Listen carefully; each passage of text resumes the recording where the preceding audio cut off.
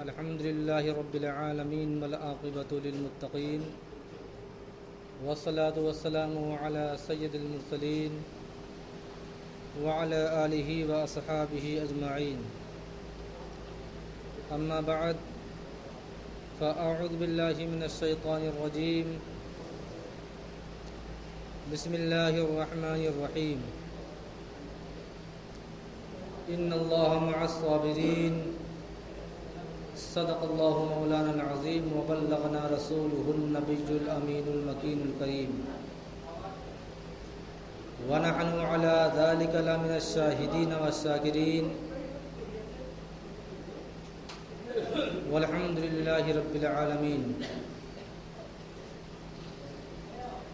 محترم سامعین، آئیے کچھ عرض و معروض سے قبل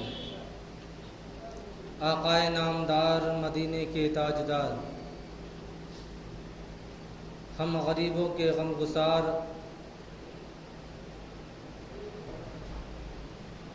جناب روح فدا محمد عربی صلی اللہ تعالی علیہ وسلم کی بارگاہ بے کس پناہ میں درود و سلام کی ڈالی نچھاور کریں اور پڑھیں بآواز بلند: اللہم صلی علی سیدنا شفیعنا حبیبنا کریمنا مولانا محمد مبارک وسلم صلاۃ و سلام علیک یا رسول اللہ صلی اللہ تعالی علیہ وسلم.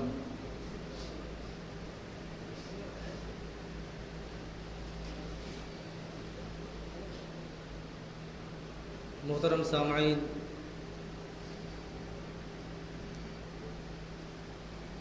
ماہ محرم الحرام کی آج 9ویں تاریخ ہے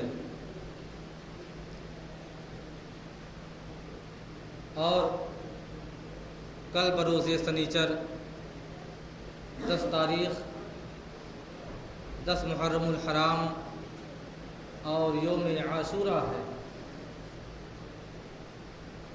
محترم حضرات،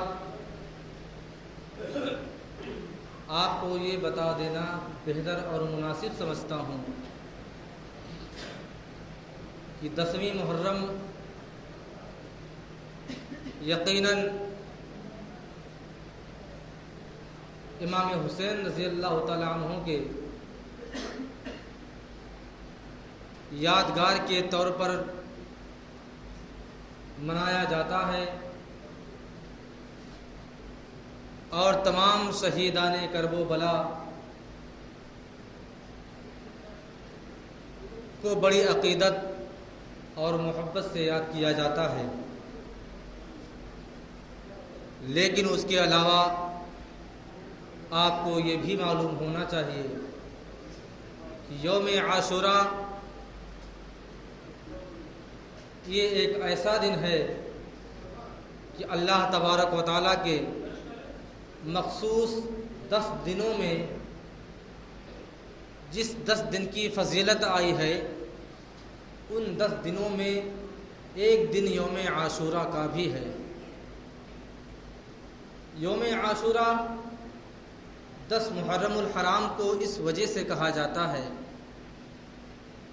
کہ عشرہ کے معنی 10 ہوتے ہیں اور اسی نسبت کی وجہ سے اس کو یوم عاشورہ کہا جاتا ہے.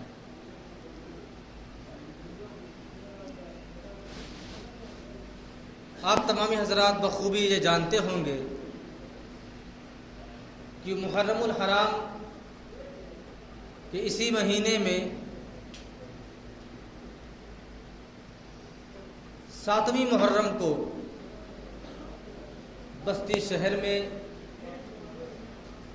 اکثر و بیشتر لوگ کھچڑے کا اہتمام کرتے ہیں.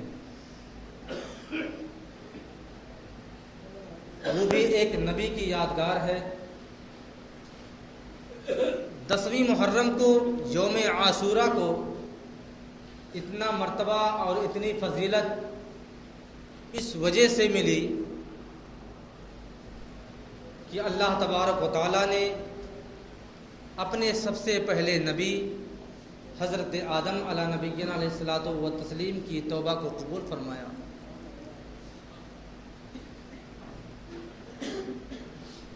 اس کے بعد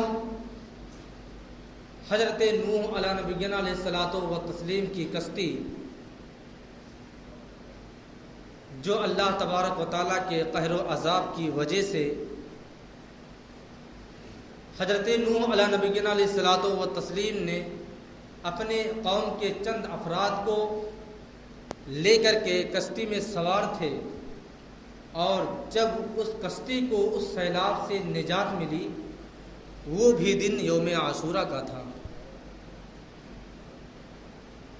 یوں ہی حضرت یونس علیہ الصلوۃ والتسلیم کو جب مچھلی نے نگل لیا تھا اور اس مچھلی کی قید سے آپ کو جب رہائی ملتی ہے تو جس دن آپ کو رہائی ملتی ہے وہ بھی یوم عاشورہ کا دن تھا۔ حضرت یوسف علیہ نبینا علیہ الصلوۃ والتسلیم کو جب کنویں میں ڈالا گیا اور جب آپ کو اس سے نجات ملتی ہے وہ بھی دن یوم عاشورہ کا تھا۔ حضرت یعقوب علیہ نبینا علیہ الصلوۃ والتسلیم کی آنکھ کی بینائی چلی گئی تھی، لیکن اللہ تبارک و تعالیٰ نے آپ کی آنکھ کی بینائی کو جب واپس کیا تو وہ بھی یوم عاشورہ کا دن تھا۔ حضرت موسیٰ علیہ نبینا علیہ الصلوۃ والتسلیم جب آپ کے لاہو لشکر کے ساتھ آپ دریا کو عبور کر چکے اور فرعون غرق ہو گیا وہ بھی دن یوم عاشورہ کا تھا۔ ایسے ہی نہ جانے کتنی یادگاریں اور کتنے پیغمبر اور کتنے رسولوں کتنے نبی کی یادگار ہے یوم عاشورہ کا دن، لیکن امام حسین امام عالی مقام رضی اللہ تعالی عنہ کی ایک یادگار ایسی یادگار ہے جو تمام انبیاء کی یادگاروں پر بھاری پڑ گئی۔ کیوں؟ اب میں آپ کو بتا دوں کہ کسی انسان کو، کسی مرد مومن کو، کسی پڑھے لکھے انسان کو، کسی اقتدار والے انسان کو اس کو مرتبہ اور منصب اسی حساب سے ملتا ہے کہ جتنا سخت امتحان ہوتا ہے اتنا ہی زیادہ اس کو مرتبہ اور اس کی فضیلت ملتی ہے۔ مثال کے طور پر دنیاوی مثال لے لیجیے، اگر بچہ تھوڑی بہت محنت کر لیتا ہے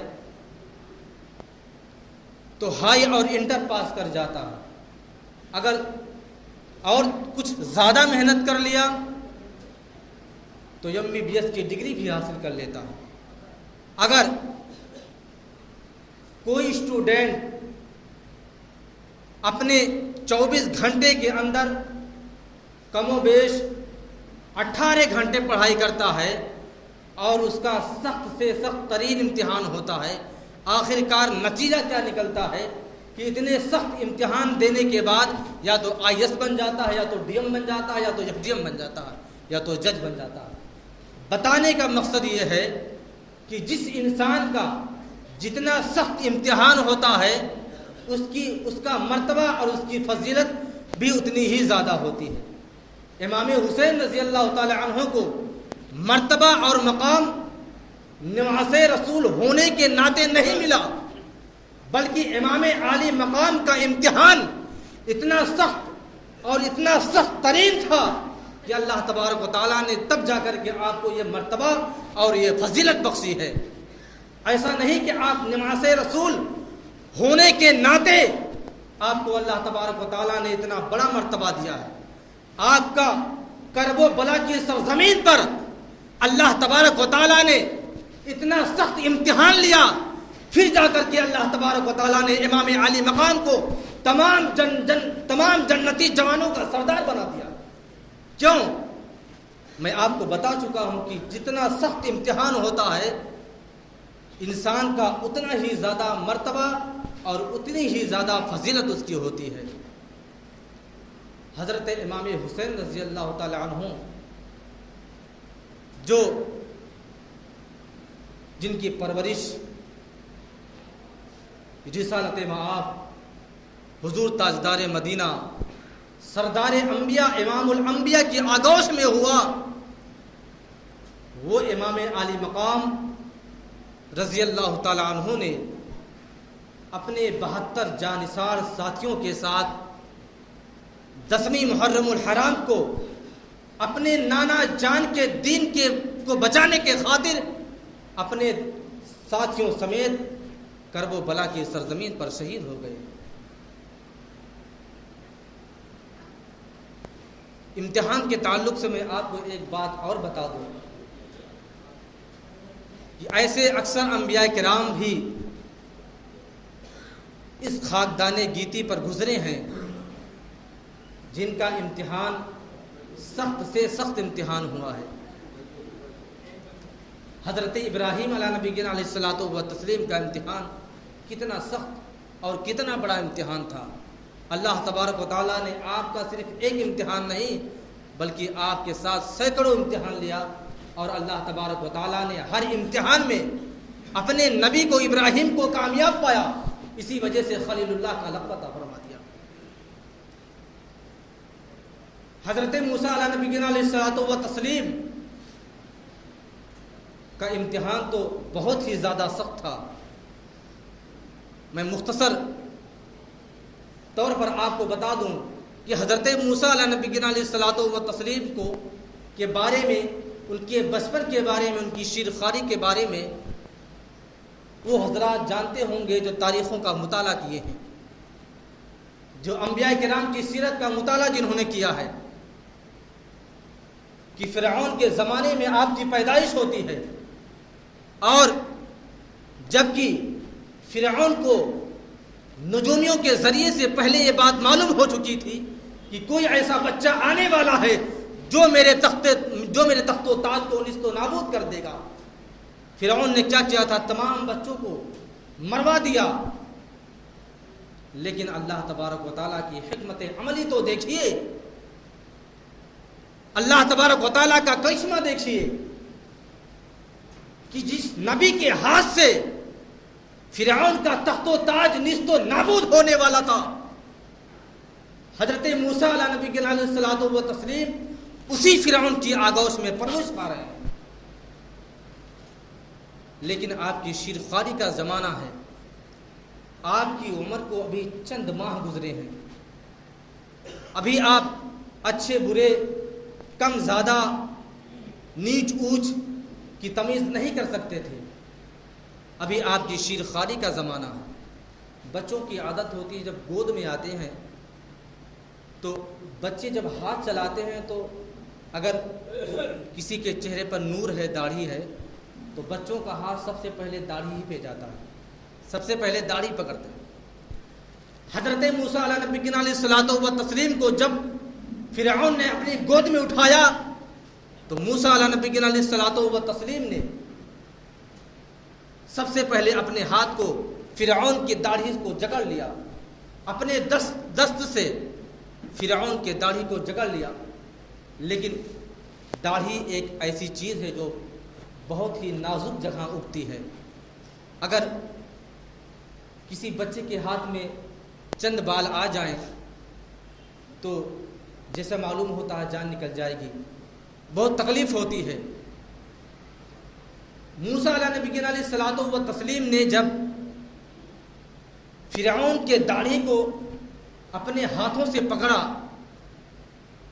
تو فوراً فرعون کو غصہ آ گیا اور اپنی بیوی آسیہ سے کہتا ہے کہ دل تو یہی چاہتا ہے کہ بچے کو زمین پر دے ماروں اور ختم ہو جائے، کیونکہ جب اس کو میں گود میں اٹھاتا ہوں تو سب سے پہلے داڑھی پکڑتا ہے، اور ہو سکتا ہے یہ بچہ وہی بچہ ہو جو میرے تخت و تاج کو نیست و نابود کرنے والا ہے، کہیں وہی بچہ تو نہیں۔ حضرت آسیہ نے کہا تھا اگر ایسی بات ہے، اگر آپ کو شک ہے تو پھر اس کا امتحان لے لو، لاؤ ایک طرف موتی رکھو اور ایک طرف آگ رکھو۔ اگر بچے نے جان بوجھ کر داڑھی پکڑی ہوگی تو پھر بچہ موتی کو نہیں بلکہ آگ کو پکڑے گا۔ آخرکار ایک طرف موتی رکھی جاتی ہے اور دوسری طرف آگ کا انگارہ رکھا جاتا ہے۔ حضرت موسیٰ علیہ نبی علیہ الصلوۃ والتسلیم بچے ہیں، شیرخواری کا زمانہ ہے، لیکن اپنے آپ کے عقل و شعور کا اندازہ تو لگائیے، جب آپ کے سامنے دونوں چیزوں کو رکھا گیا تو حضرت موسیٰ علیہ نبی علیہ الصلوۃ والتسلیم نے آگ کے انگارے کے بجائے موتی کو ہاتھ میں اٹھا لیا، لیکن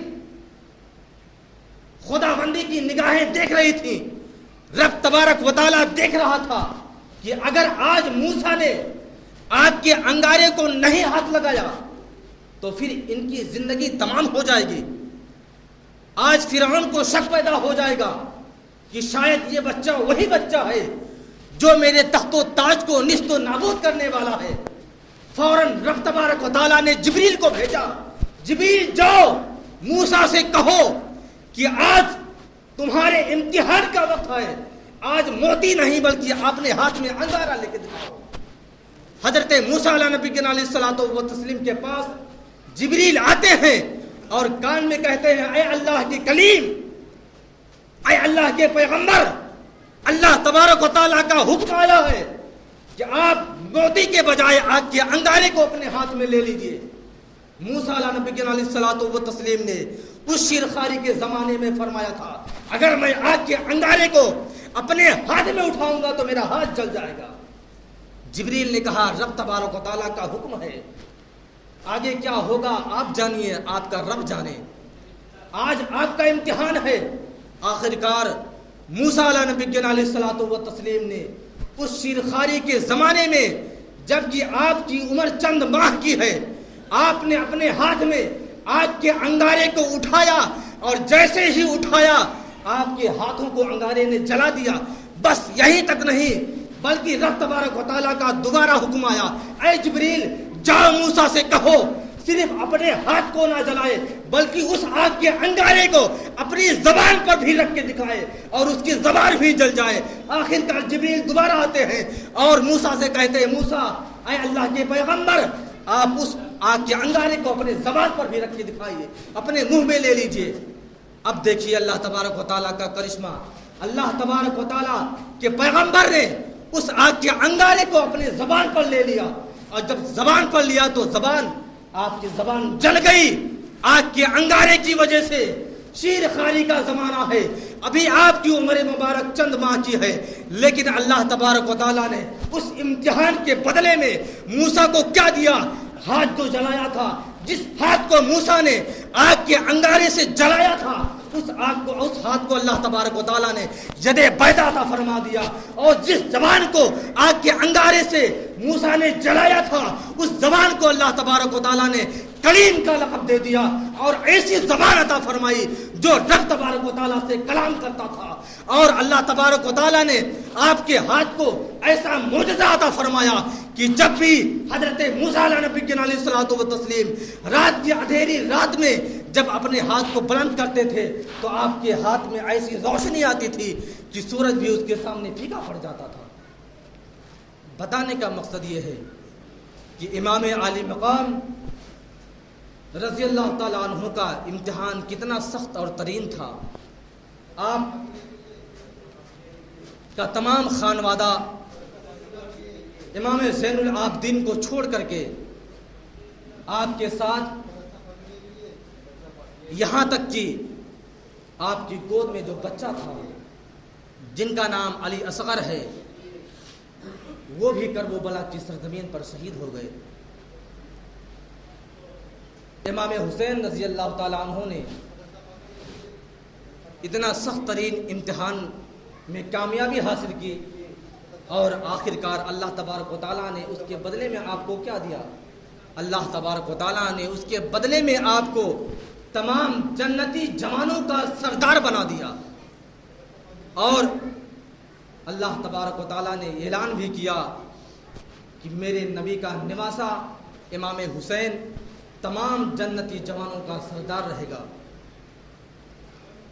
حضرت امام حسین رضی اللہ تعالیٰ عنہ کی جنگ کی وجہ جو تھی، جنگ کی بنیاد جو تھی، کیونکہ ہمارے آقا حضور تاجدار مدینہ صلی اللہ علیہ وسلم نے اپنی ظاہری زندگی میں ارشاد فرمایا تھا کہ میرے بعد خلافت صرف اور صرف 30 سال رہے گی۔ میرے نبی نے اپنی ظاہری زندگی میں فرمایا تھا کہ میرے بعد خلافت صرف اور صرف 30 سال چلے گی۔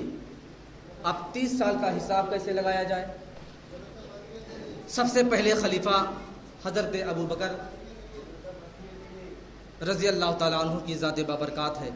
آپ کی خلافت تقریباً کم و بیش 2.25 سال یا 2.5 سال تھی۔ اس کے بعد حضرت عمر فاروق رضی اللہ تعالیٰ عنہ خلافت کی منصب پر فائز ہوئے۔